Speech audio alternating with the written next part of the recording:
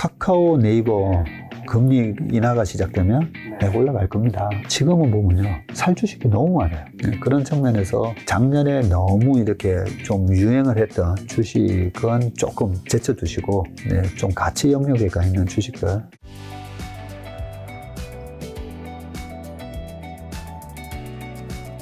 자, 그럼 아까 전에 연준 얘기하셔서 올해죠 이제. 금리 전망은요? 12월에 이제 FOMC가 있었죠. 네, 금리 전망은 재작년부터 제가 다 틀렸기 때문에 금리 전망은 패드와치한테 물어보시면 되는데 패드와치가 일단 3월 달에는 금리가 인하될 것으로 보고 있고, 그리고 우리가 주변에 보다 보면 잘 맞춘 사람 얘기를 들으면 됩니다. 그러면 금리를 저는 기가 막히게 맞춘 사람이 빌 에크만이라고 보거든요. 아니 어떻게 그 10월 달에 금리가 그렇게 다시 치고 올라갈 것을 예상을 하고 8월 달쯤에 나는 미국 10년물 금리에 대해서 숏친다 라고, 그러니까 국제 가격에 대해서 숏친다고 한 거죠. 그래서 야, 지금 금리가 3.8, 4%인데 여기서 숏을 한다고? 우리나라 투자자분들 장기채 뭐 이런 거 많이 하셨잖아요. 금리가 떨어질 거라고 기대를 아마 하셨을 건데, 근데 숏 쳤는데 10월 달에 5%까지 갔었지 않습니까? 그리고 정확하게 고점에서 이익 실현했다라고 얘기를 했지 않습니까? 근데 그 빌 에크먼이 페드가 아무래도 3월 달에 금리 인하를 할 것 같다라고 얘기를 했기 때문에 지금은 3월에 한다라고 보는 게 맞는 것 같고요. 맞는 것 같은데, 저는 사실은 좀 금리 인하를 최대한 좀 뒤에 했으면 좋겠어요. 왜냐하면 금리 동결하고 금리 인하 전까지 시장이 되게 세거든요. 과거 사례 보면 2018년 12월 20날 페드가 마지막 금리 인상을 그때 했었고요. 그러고 나서 동결을 하고 2019년 7월 말에 첫 금리 인하를 하기 전까지 7월 개월 동안 되게 시장이 좋았었습니다. 그런 모습을 보면 이번에 첫 금리 인하 전까지 오히려 시장이 강할 수 있다. 근데 금리 인하는 3월이고, 미국이 그동안에 제롬 파월이 2019년대에도 19년 하반기에 3번 금리를 내려줬거든요. 그런 걸 감안을 하면 10년물 국채 가격하고 정책금리가 너무 이렇게 벌어져 있잖아요. 지금 3.8까지 떨어졌는데 정책금리가 5.5 하고 있으면 안 되잖아요. 그러면 결국은 낮추고 올해 3번 정도는 낮출 수 있다라는 그 말대로 되지 않을까 생각합니다. 그럼 금리를 어쨌든 올해 낮추는 건 확실하잖아요. 몇 번 낮출지 모르는 거지만 많은 분들이 기다려왔던 건데, 금리 인하 시기의 주식 투자 방법은 좀 다른 걸까요? 그동안에 20년 동안에 보면 페드가 금리를 25bp, 즉 0.25씩만 올렸었거든요. 2004년 6월 달부터 2016년 8월까지도 보면 25bp씩 17번을 올렸었거든요. 그런데 이번에는 25, 50, 그 다음에 75, 75, 75, 75, 50 이런 식으로 자이언트 스텝, 빅 스텝 그렇게 올렸었고, 그렇게 올렸던 게 이제 80년 초반에 있었던 그 폴 보커가 했던 부분인데, 그때 고물가 시대로 돌아가서 금리 정책을 보니까 금리를 올릴 때 주가가 빠지고 금리를 낮출 때 주가가 올라가더라고요. 그때랑 지금이랑 비슷한 상황이라고 보면 오히려 금리를 낮추는 시점이 이번에는 금리를 낮추니까 도망가야 되는 거 아닌가가 아니라, 금리를 낮추는 게 오히려 시장에서는 이제 페드가 확실하게 금리를 낮춰주는구나. 그러면서 시장에 있어서는 약간은 더 힘을 받는 그런 모습이 될 거라고 보고요. 그런 모습이 2019년 하반기에도 있었기 때문에 2019년 하반기에 금리를 처음 내리잖아요. 처음 내리면 시장에 금리 내리면 우리는 트라우마가 있어요. 금리 인하하는 거에 대한 트라우마가. 언제 있냐면 닷컴 버블이 깨졌던 2000년 말에 2001년도에 첫 금리 인하를 하고 주식시장이 박살이 나잖아요. 그때 나스닥이 5100이 2003년 초까지 1100까지 다시 가요. 마이너스 80% 납니다. 그리고 2007년도 서프라임 모기지 사태가 불거지면서 2007년 말에도 첫 금리 인하하고 2008년도에 주식시장 박살났잖아요. 그걸 경험을 했기 때문에 금리 인하를 하면 일단은 경제가 무너지는 거 아닌가? 그래서 금리 낮추는구나. 네, 그거에 대한 트라우마 때문에 처음에는 시장이 출렁거립니다. 출렁거리는데 봤더니 아니네, 괜찮네. 이번에는 그런 시스템 위기가 아니네. 이런 게 인지가 되면요, 2019년처럼 첫 금리 인하에 놀랬다가 다시 바로 회복을 해요. 그리고 두 번째 금리 인하 했을 때도 뭐야 또 놀래다가 다시 회복하고 세 번째 금리 인하 때는 오히려 아예 위로 신고가 내면서 뚫어버려요. 그런 모습이 있었는데 그러면 우리가 아니 과거에 시장이 무너질 때라 이번에는 그러면 2019년인 때라 그러면 우리가 어떻게 이 다른 점을 그 판단하느냐 해서 제일 중요한 게 실업률이에요.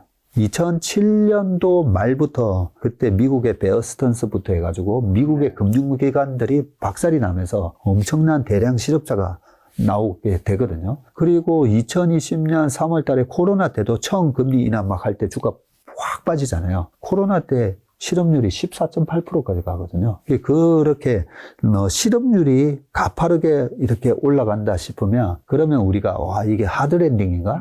네, 조심해야 되지만 2019년도에도 보면 실업률이 전혀 안 올라가요. 그래서 페드가 한 4.4% 정도까지 실업률은 용인을 하고 있는데 4.4는 뭐 커녕 지금 계속 3.5에서 3.7에서 왔다 갔다 하고 있잖아요. 이 정도의 강한 고용이 있으면 하드랜딩은 없다. 그러면 실업률은 그러면 좀 우리 주식 요즘 공부를 많이 하셨으니까 이런 얘기 하실 수가 있어요. 실업률은 후행지표 아닌가요? 네.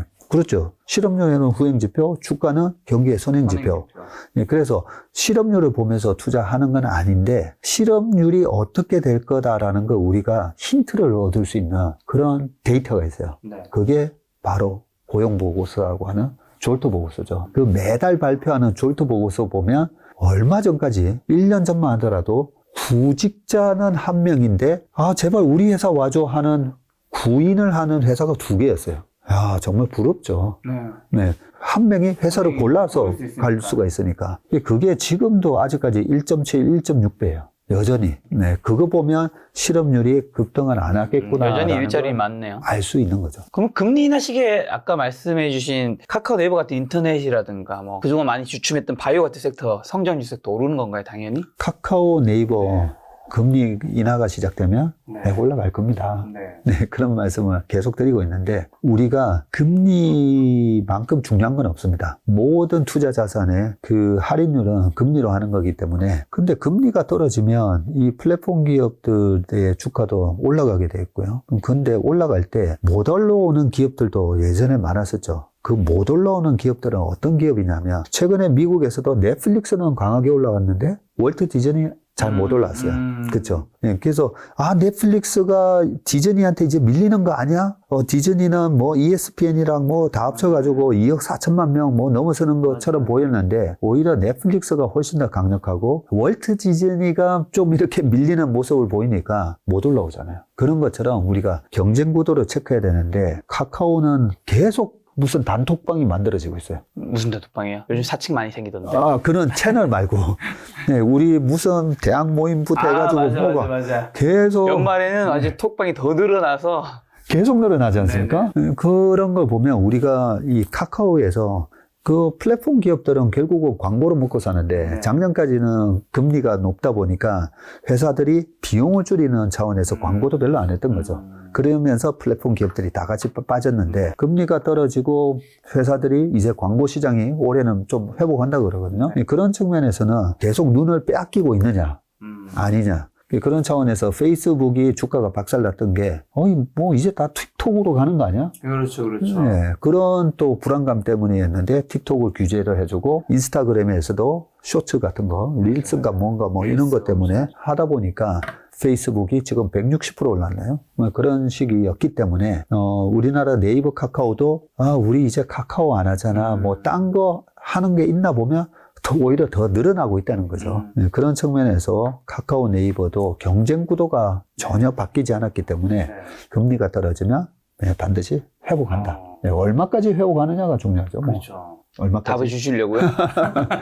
그런데 지금 페이스북 같은 경우가 PER 10배 갔을 때는 와 이거는 그냥 집 팔아서 사야 되는데 막 이런 생각이 들었었거든요. 밸류에이션이 중요한데 네이버 PBR이 2배도 안 돼요. 그런데 올해 작년이었죠. 작년에 분기 실적 보면 계속 서프라이즈 냈었죠. 그리고 카카오는 제가 우리나라에 카카오 주주가 200만 명이나 되더라고요. 많군요. 네, 꽤 많으셔서 제가 카카오를 계속 이렇게 팔로우업을 해드리는데 카카오가 이번에 쇄신 위원회 만들고 거기서 주가가 저는 차트를 보면 그 사람의 그 기업의 관상 안색처럼 보인다 이런 얘기를 하거든요. 카카오 차트가 영 이상하길래 회사가 왜 그런가 했더니 이번에 신문기사에서도 많이 보셨겠지만 굉장히 문제가 많았던 거죠. 그런데 대표이사가 구속되고 이런 조치가 있으면 과거에 주식을 제가 30년 하다 보니까 대표이사가 구속되면 항상 주가가 올라요. 왜 그럴까 생각해 보면 투명해지는 거죠. 그런 효과가 있기 때문에 이번에 그 쇄신위원회에 김범수 의장까지 나서가지고 그리고 이번에 사정 교체도 했고 그죠? 그런 측면을 보면 기업이 투명해지고 헛돈 쓴 것도 되게 많았더라고요. 무슨 드라마 회사 인수하면서도 고가에 막 매수해주고 그렇게 줄줄 새는 그런 밑빠진 독이었다면 이번 쇄신을 통해서 그 밑빠진 독의 구멍을 지금 다 메우고 있는 그런 느낌이 듭니다. 그런 측면으로 봤을 때는 카카오도 네. 최소한 한 8만 원 정도까지는 올라가지 않을까 하는. 제약바이오 쪽은요? 제약바이오는요. 네. 지난번 제가 7월 달인가 봤을 때 하반기 시장에서 제약바이오가 빈집이라서 그런 말씀을 드렸었는데 작년 하반기에 보면 바이오 되게 많이 올라왔습니다. 많이 올라왔는데 바이오가 올라갈 수 있는 그런 어떤 환경이 조성돼야 되거든요. 바이오는 그러면 금리에 민감할까? 저는 장외 바이오 기업들 이런 것까지도 이렇게 다 보고 있기 때문에 바이오 회사들이 엄청 힘들었어요. 펀딩이 안 돼가지고. 펀딩이 안 돼서 바이오 회사들이 그러면 소위 말하는 이 코로나 때 많은 식당들이 망하면서 그동안에 유명한 맛집, 현금을 가지고 있는 맛집은 견딜 수 있잖아요. 그러면서 다른 식당들이 망하면서 살아남은 식당들이 코로나 이후에 그 과실을 다 따먹기 때문에 경제 위기가 오면 올수록 핵심 우량주의 주가가 올라가는 원리를 그때도 설명을 드렸었는데 지금 허접한 바이오들 다 죽었어요. 그런데 살아남은 그 빅파마들이라든지 우리나라에 살아남아 있는 바이오들은 지금부터가 이제 본격적인 금리도 떨어지고 이제 펀딩도 되고 펀딩이 되려면 또 주가가 올라가야 되는데 옆에서 지금 막 레고캠 바이오 이런 것들 기술 수출 이런 것들이 터져 나오고 하니까 주가가 올라가면서 인식이 바뀌게 되거든요. 그래서 바이오의 턴어라운드가 이제 시작됐구나 사실 그런 느낌을 받습니다. 그런 부분들이 2025년까지 바이오장이 좀 이어지지 않을까 생각됩니다. 자, 그럼 시청자분들 가장 궁금해하는 질문은 이제 결국에 어쨌든 대표님이 올해 장 좋게 보시는 건데 올해 주식 투자 유망 섹터 어떤 주식 사야 되는 건가요 올해는? 21년도에 저희 주식 다 팔자 고객 받지 말자 했었던 그 3,150에서는요. 물론 2021년도 하반기까지 종목장은 진행이 됐었습니다. 그런데 대형주나 이래 보면 살 게 없더라고요. 살 게 없고 21년도에 하반기에 막 불을 뿜었던 위메이드 이런 거 보면 도저히 못 사겠더라고요.